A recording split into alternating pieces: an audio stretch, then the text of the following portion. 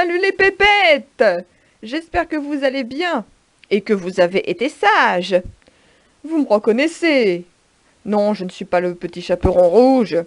Je suis Pinocchio, le plus célèbre et le plus impertinent des pantins de bois.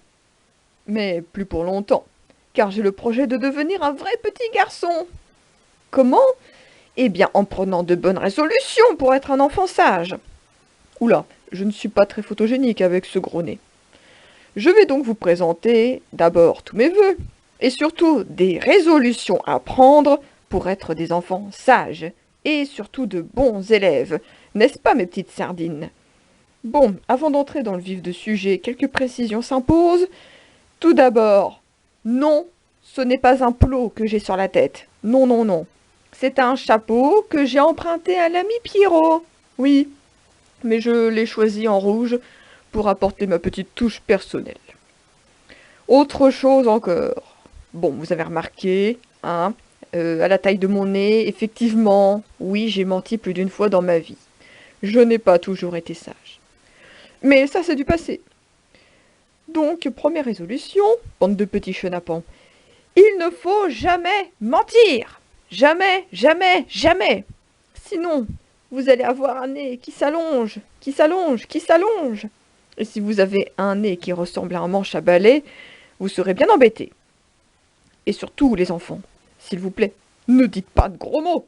Ah non, oulala, pas de gros mots. Oulala, pas ça, non.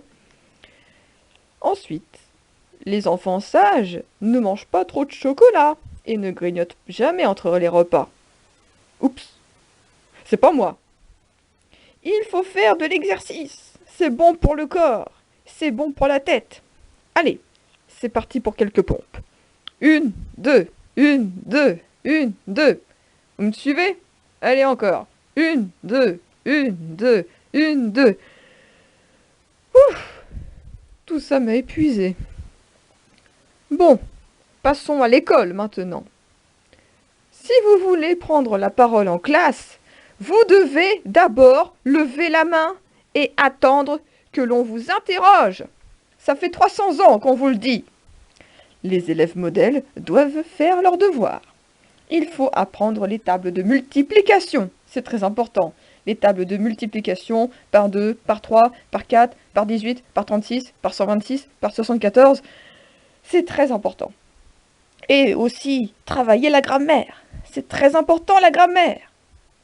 Ouh, c'est compliqué tout ça. Sans oublier la lecture. C'est très important. La lecture, ça donne de l'imagination. Dernière bonne résolution à prendre, mes petites sardines.